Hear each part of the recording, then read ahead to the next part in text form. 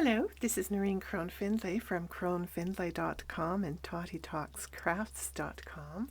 I'm the author of The Woven Bag and a whole lot of other wonderful books that you can, and patterns and designs and things that you can find at CroneFindlay.com. Totty is my blog.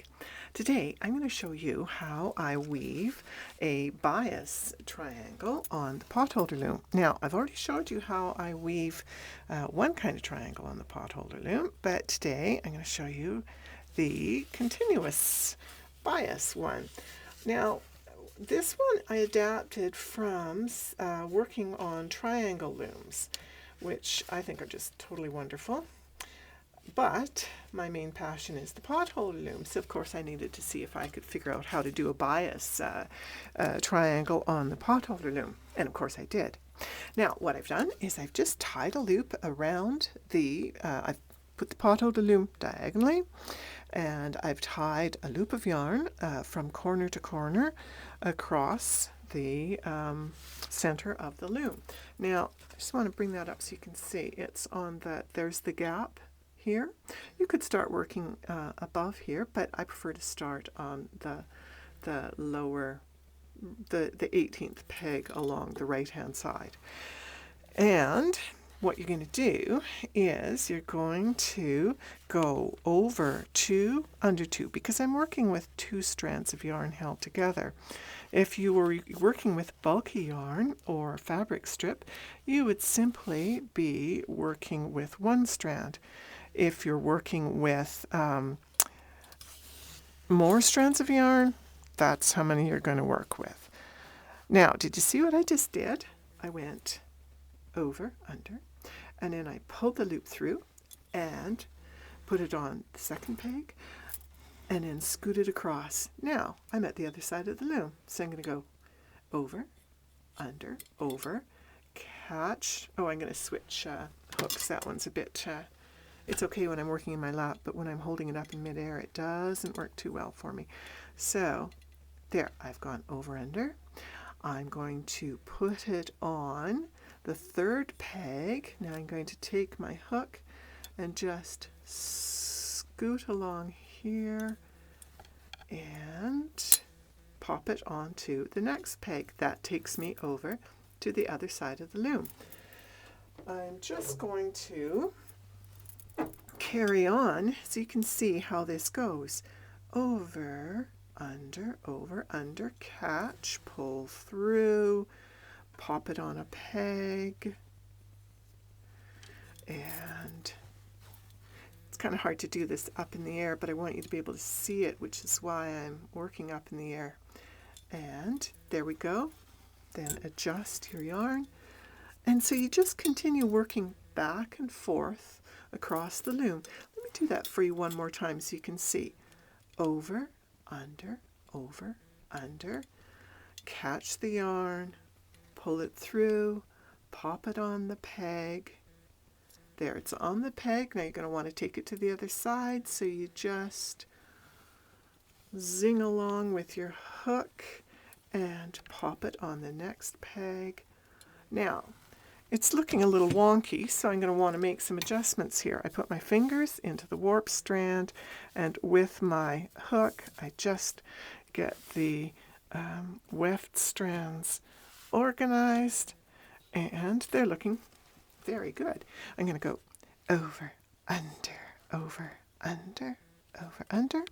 through, catch that yarn. Oops, we've popped off the previous peg. Put your yarn on that loop of weft, on to the next peg, put your hook in and scoot across, pop it on to your peg, and because I'm having to work around the camera stand, it looks a little clumsy, but it actually goes very quickly. Now, I'm going to set that one aside and take you closer to the center. See, I've worked all the way across, back and forth. Now, I have gotten to the last 2 pegs. But look, there's still a gap through the center. So, what I'm going to do is I'm going to weave over, under, over, under, all the way to the top of those strands of yarn, right up to the long edge, the hypotenuse of the triangle. Now I'm going to catch my yarn. I'm going to put this down so it's a little easier for me. Hopefully you'll be able to see what I'm doing. And I'm going to pull it through, kind of rock through the spaces here,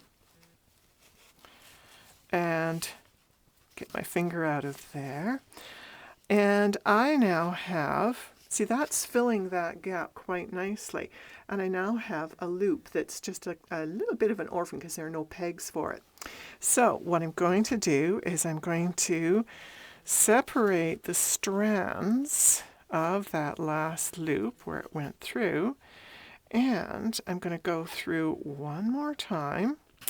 This time I'll go over that last loop. Can you see what I'm doing? And under, over, under, between the spaces of that last loop of yarn, over, under, all the way to the top of the, I need to put this down, sorry to keep going up and down on, that's the problem with working with a fixed camera. Okay, so I have reached the top here, and I'm going to pull my yarn through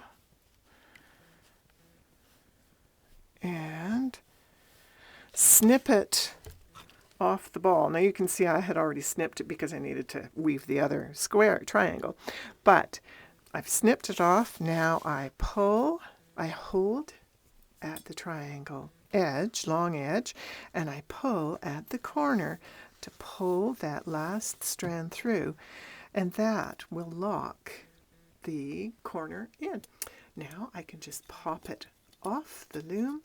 I could chain that edge if I'd wanted to, but I do have a finished edge, and there you have it, a beautifully woven bias strip triangle woven on the potholder loom.